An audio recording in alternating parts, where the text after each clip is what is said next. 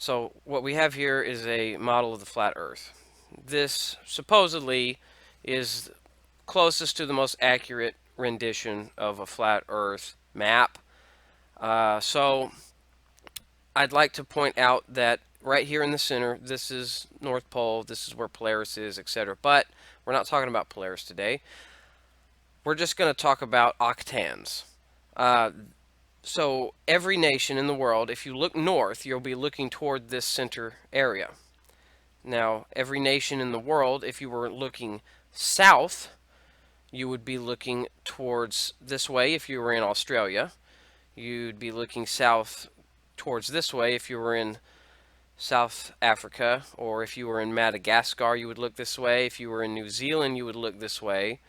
If you were in Chile or South America, you'd be looking towards this way to look south. So let's just establish that first. So we can first establish that all these 5 countries have to look in opposite directions looking south. So with that being said, let's take a look at the most southern constellation called Octans. Octans is right here. It's the most southern constellation, as you can see.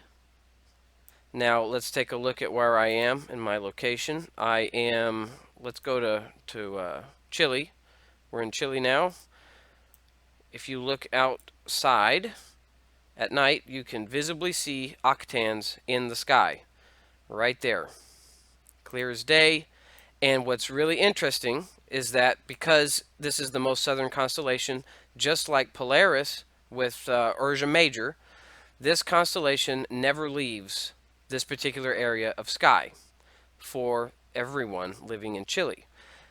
So if we fast forward the clock, you will see Octans is always in the sky, right there. Doesn't matter how far in the future you go, it's always going to be there. If you have an infrared telescope, or if you have just a really good telescope, you can see octans even in the daytime. If you zoom in, it's just hard to find stars in the daytime, but you can see them through a good enough telescope, or if you have like an infrared telescope or something of that nature. So, with that said, let's go ahead and take a trip with me to South Africa. Okay, we are in South Africa. We are going to look toward the south, and what do you know? There's octans. Let's fast forward time. It's always there.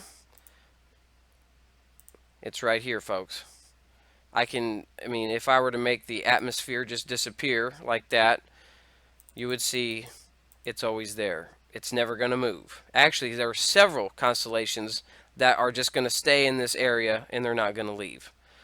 So, from South Africa, we can go to South Australia. What do you know? There's octans. The same constellation. V Oct is the brightest star.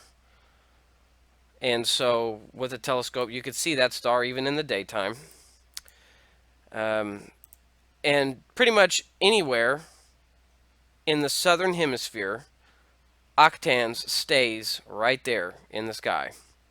So what does all this mean? What does it mean, folks? It means that octans cannot exist in 5 different locations at once. It's not possible.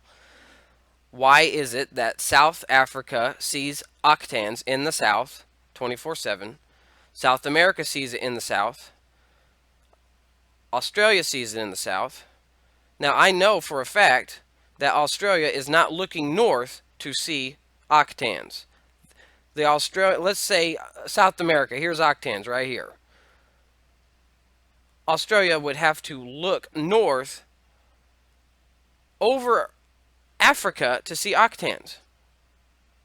Anyone with a compass could figure out where north is.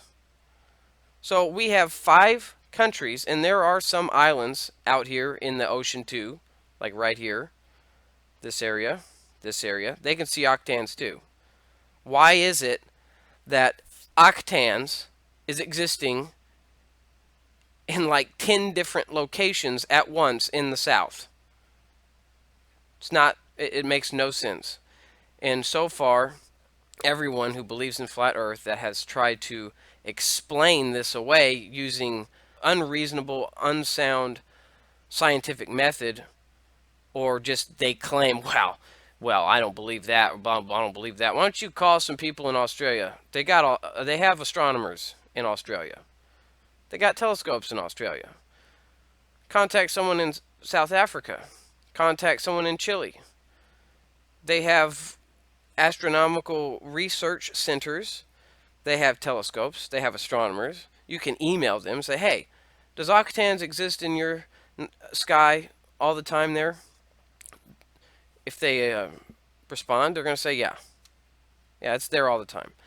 And if you don't believe my software that I'm using, which is Stellarium, any astronomical software you download, whether it be Starry Night or Stellarium, it all shows the same thing. The people that live in these countries will tell you, just like any northern hemisphere country will tell you, that the North Star is Polaris and it's always there. They will tell you in the south, Octans constellation is always there. This blows flat Earth out of the water. Flat Earth has fallen flat on its face. I cannot believe in something when the evidence is right here. Octans. I can't just dismiss this. What's really funny is all of the different explanations that flat earthers give me when I show them this. They all have different explanations that just they try to just explain this away. Oh well, it's because of this, or it's because of that, or this or that. None of them match what the other one is saying, and none of it makes any logical sense.